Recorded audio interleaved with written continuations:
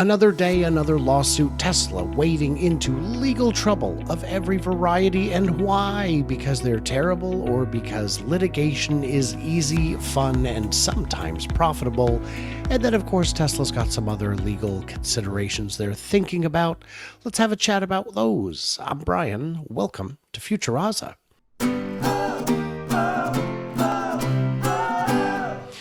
I am joined, as I sometimes am, by the law graduate and never lawyer, Randy Kirk. How are you, Randy? I'm great, thank you, and proud of it. And proud of it. It's important to point out that you have not been a practicing attorney, Ever. but that you hold a jurisprudence. It's true. Juris and prudence both. I told you that I met a guy who had a jurisprudence fetish. He got off on a technicality. So there's this story that came out here. I don't know if you saw this one. Tesla investors sue Elon for diverting car makers to resources to XAI. So first of all, I'm a shareholder. What would it take for me to sue Tesla? You would pick up your phone and start dialing for dollars. You would try to find civil litigation attorneys who would be willing to work on a contingency and think that your case has enough chance of winning or at least settling out of court that they could make money. Well, what if I can't find someone willing to work on contingency, but there is someone willing to fund my crusade? Oh, well, that would work as well. Yes. Because that's what we saw with the Gawker lawsuit. It didn't appear winnable, but Peter Thiel financed the litigation and did so for his own personal reasons. And this could be the same kind of thing. A group of investors sued, alleging that Tesla was harmed by allowing the chips that have been ordered for Tesla to instead be swapped for the place in line with XAI. With the reasons being, Tesla is not currently compute constrained, and the facility in which those chips will be housed is still under construction. Now, I would argue that if Elon had just given up the order and said, put us at the back of the line, that would be a better reason to be upset. I think right? Yeah. Because that would create an uncertain delivery time frame. You just don't know when you would get them. And then also, if Tesla had taken delivery of hundreds of millions of dollars in chips that they do not have any possible way to use in the immediate future, I think that could be grounds for a lawsuit. But this strikes me as a little bonkers. Your perspective, Randy? Yeah, so I've spoken to this. Do we talk about this once before? But I know I've talked about it on my channel. This is, Elon has already given an absolutely perfect defense. I don't know why these guys are even continuing. I think it's gonna be very hard to undo this defense. I tried my best to try to figure out how they would continue to be able to prosecute this.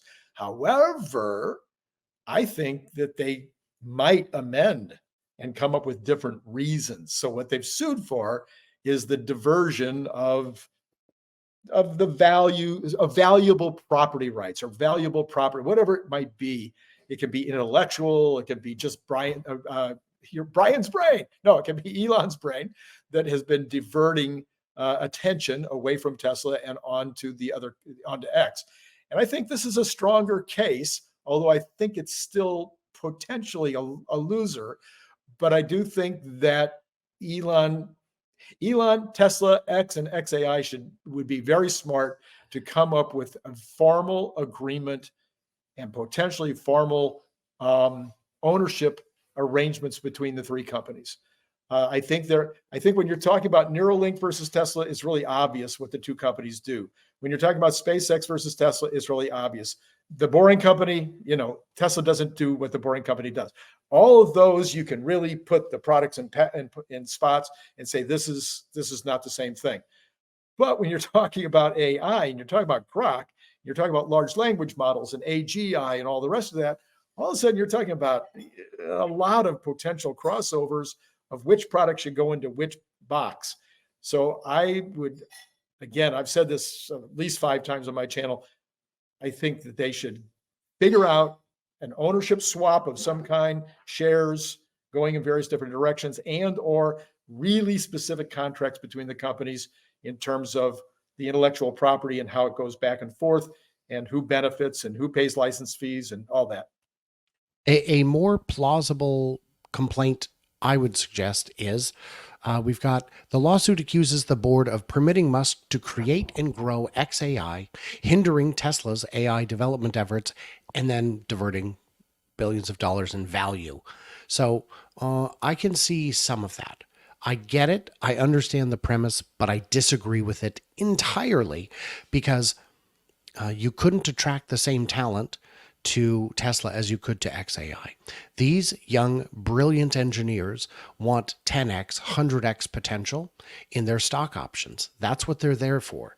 They do not want 5x, 1.5x returns that they would be likely to see from Tesla. And again, I would take the flip side and say that if Elon had said, we're going to build XAI inside of Tesla, shareholders would have had a better reason to sue then than they did by not. And it's all just when there's money around, people get dollar signs in their eyes. Well, I can trust my friend because we don't need a contract. We've always been friends. Money won't change that. Money never changes people. Yeah, you can have the ironclad contract. Believe me, you can have just a contract that you spent thousands of dollars with great attorneys on. And if the person you have that contract with gets unhappy and upset for non-legal reasons, they'll dig into the legal potential for undoing the contract. So, oh yeah, I think I might have done that myself. I was working with a real estate investment project. This was in the late 90s. And the attorney said, if you don't do this, the investors can sue you. I go, oh, I get it. So if our returns are only 5% instead of 10, they can sue. She goes, no, if you don't do these three things, if your returns are 10,000%, they can still sue you and say, we wanted more. I was like, wow, and I said, that absolutely happens. That is absolute because you didn't dot the I's and cross the T's. And the reason I'm not an attorney today, very specific reason that I'm not an attorney today, besides the fact I didn't like the people, the lawyers themselves was one barrier, but the real barrier was the fact that it's all about who's got the deepest pockets in those kind of suits. Yeah. And you just force enough litigation, enough performance of providing of paperwork and all the rest of it, and somebody's going to run out of money, and the one that runs out of money first is the one that settles for a number that the other side is willing to take. So peripherally to legal stuff, I've got a question about this. Elon threatens to ban Apple devices from his companies over their partnership with OpenAI. Apple has announced that they are going to be integrating OpenAI, who owns ChatGPT, among other products within that ecosystem. And he said, if Apple can't even build their own AI, how can they be entrusted to safeguard their systems from the AI that they are running? And I think that's a fair question, but I think a wholesale ban of Apple products might be a bridge too far. Is this something that could even be done? So my first impression, of course, is I always listen to Elon, especially if it has something to do with AI and with chips and with, all this kind of stuff, because he's obviously at the absolute forefront. I don't think there's anybody in the world that would disagree that he knows as much or more about all of this than anybody, including the top leaders in the field at Microsoft and OpenAI, et cetera. So when he said, "Oh, this is dangerous for our potential information on an Apple device if it is also going to be on have an application from ChatGPT on that device," I listened to it. Well, then immediately there was a whole bunch of people jumping on X and saying, well, no, because you can set up firewalls and you can create blah, blah, blah. And I'm like, I did not get my degree in computer science. The degree in law was hard enough. I'm like, okay, well, what are you guys saying? And I'm trying to dig into what your complaints are. But then I started seeing people that were right at the top, again, like an Elon Musk level of understanding of all this, saying, oh, no, absolutely. This is a very big deal in terms of the ability of people to be able to get into that Apple. That's the thing. I've been buying Apple products. One of the reasons I've been buying Apple products my whole life is because you never got hacked. And all of a sudden now they're opening up those opportunities, and that Elon's 100% right on that.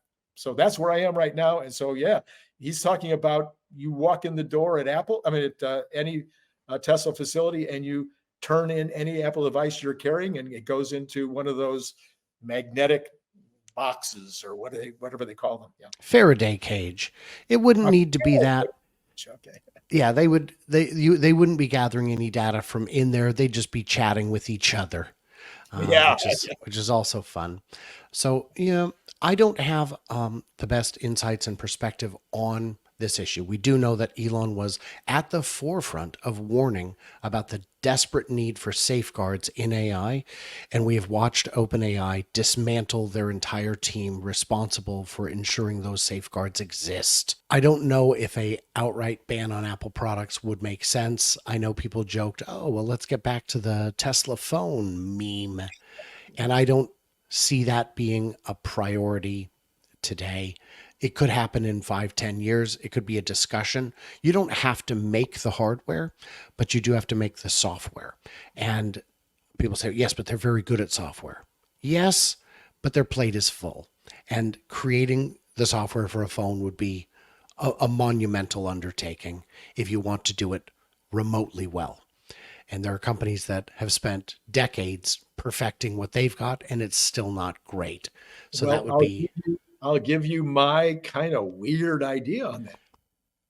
License the OI from Apple minus this new stuff that they're putting on that will accept the chat GPT. So you license from Apple. Apple gets the benefit of having way more of their OI out there, generating all the dollars that come in from their apps. So they get all the benefit, and they license it. Maybe they license it for a lot of money. Maybe it's for a very little bit of money. Then you go have their same suppliers make the phones, Foxconn, etc., manufacture the phones. So there's not a lot of energy having to be required to get the thing onto market. Well, I haven't seen Apple be agreeable to that in the past, so I am deeply skeptical that could happen. And China was not agreeable. China was not agreeable to having people own their own factories. I have more confidence in China changing their ways than Apple. But I don't think this is a concern for today or 5 years or even 10 years out. It could be, but it's definitely not today. So in the comments, what do you think? Did we get it right? What did we miss? What did we misunderstand? Leave it. You gots to leave it. And if you'd be so kind, maybe check out the Randy Kirk channel. He does some decent work once in a while. He even has on amazeball guests like myself. So yeah, stay tuned, stay juicy, and I cannot wait to hear from you clever robots on the flippity flop.